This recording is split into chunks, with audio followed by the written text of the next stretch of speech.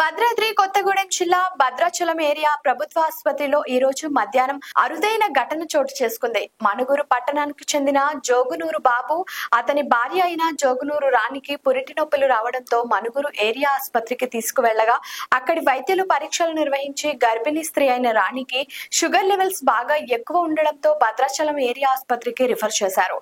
భద్రాచలం ప్రభుత్వ ఏరియా ఆసుపత్రి superintendent doctor Mudigonda Ramakrishna ఆధ్వర్యంలో గైనకాలజిస్ట్ డాక్టర్లు పరీక్షలు నిర్వహించి తల్లి బిడ్డ క్షేమంగా ఉండాలని వెనువెంటనే ఆపరేషన్ నిర్వహించి 12 మగబిడ్డకు కాన్పు చేశారు. పుట్టిన మగబిడ్డ బరువు చూడగా ఒక్కసారిగా హాస్పిటల్ సిబ్బంది మరియు కుటుంబ సభ్యులు ఆశ్చర్యానికి గురయ్యారు. పుట్టిన మగబిడ్డ 5 కేజీలు ఉండి బాల భీముడిలా ఉండడం కాన్పు చేసిన డాక్టర్ మరియు సిబ్బంది మరియు కుటుంబ సభ్యులు ఆనందం వ్యక్తం చేశారు. అనంతరం తల్లి బిడ్డను పరీక్షించిన వైద్యులు తల్లి బిడ్డ క్షేమంగా ఉన్నారని, ఇలాంటి ప్రసవాలు ప్రభుత్వ ఆసుపత్రిలో జరగడం ఎంతో ఆనందంగా ఉందని, పేద ప్రజలందరూ ప్రభుత్వ సేవలు వినియోగించుకొని ప్రభుత్వ ఆసుపత్రిలోనే కాన్పులు చేపించుకోవాలని భద్రాచలం ప్రభుత్వ ఏరియా ఆసుపత్రి సూపరింటెండెంట్ డాక్టర్ ముదిగొండ రామకృష్ణ అన్నారు.